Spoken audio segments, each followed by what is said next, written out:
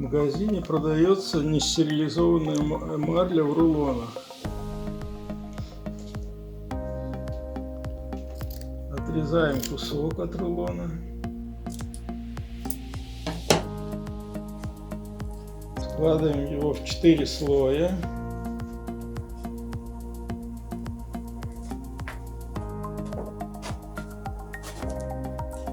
И накрываем миску. Заранее перебранную от листьев и гребней смородину ополаскиваем холодной водой, стряхиваем воду и выкладываем на марлю. Затем ягоды заливаем горячей водой, почти кипятком.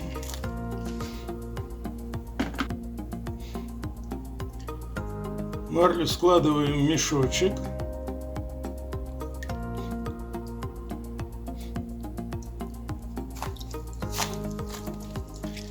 И выжимаем сок из смородины.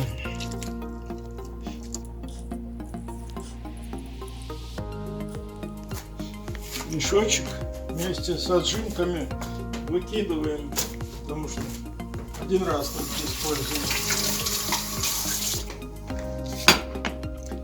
Затем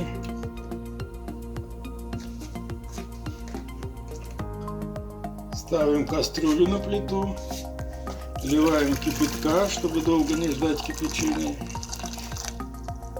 Добавляем столовую ложку сахара на 2 порции.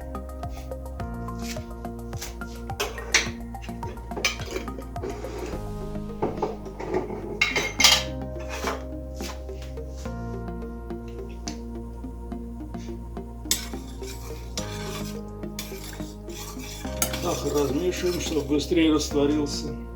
В смородиновом соке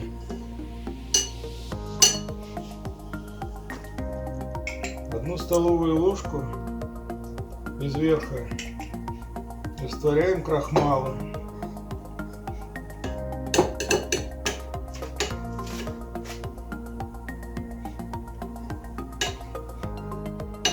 Пока вода закипает, как раз растворяем крахмал. Сок мы приготовили из домашней смородины, со своей дачи. А если будет покупная смородина, то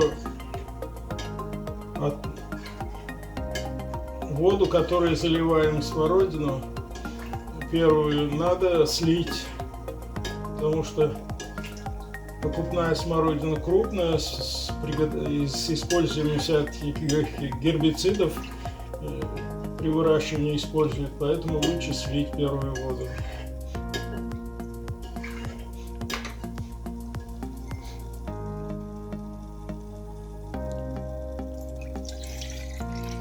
Чтобы в кисель не попались комочки крахмала или там попавшие кусочки семена, лучше через сеточку этот сок процедить.